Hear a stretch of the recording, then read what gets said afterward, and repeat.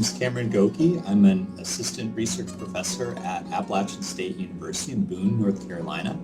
And this summer I'll be directing the Bandafassi Historical Landscape Project in southeastern Senegal. This is an area that is incredibly diverse cultural landscape and beautiful natural landscape.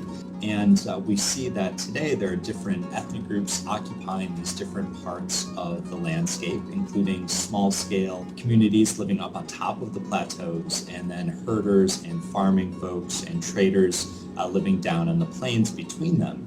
So our research question is to understand how this ethnic diversity has sort of come about, looking at processes of ethnogenesis around some of these village communities, and understand how these communities have interacted both with each other as different ethnic groups, and as well as how they've interacted with broader global processes, including most recently globalization, colonization in the early 20th century, before that the Atlantic slave trade, and before that trade with trans-Saharan networks of goods moving back and forth across the Saharan desert. Some students might be interested in pursuing projects related to the history of the region, or talking to people and doing ethnoarchaeology or ethnography and letting them find out what interests them. Over the course of the field project, then students basically take on a small aspect of the research and cultivating skills that are transferable to no matter what they want to do when they graduate. The idea that you can ask a research question, learn how to go and collect information to address that question, and then try to come up with some sort of response, I think have served our students really well.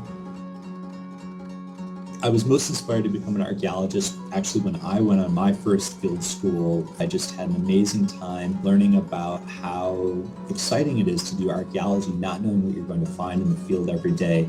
And I really enjoyed, as someone who was interested in history, the practical field application of it through archaeology.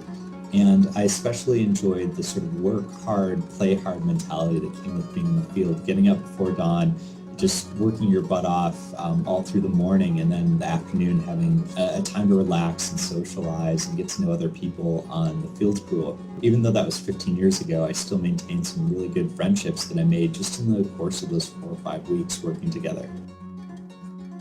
History in this part of the world has been incredibly marginalized. So our research project is going to try to challenge that view, in part by bringing in the voices of local people who live in the region through oral histories, and in part by collecting archaeological data that can speak to economic processes. So I see archaeology in this region as a way of sort of empowering local communities through an expression of their history and positioning that history within a broader history in West Africa and in fact the world.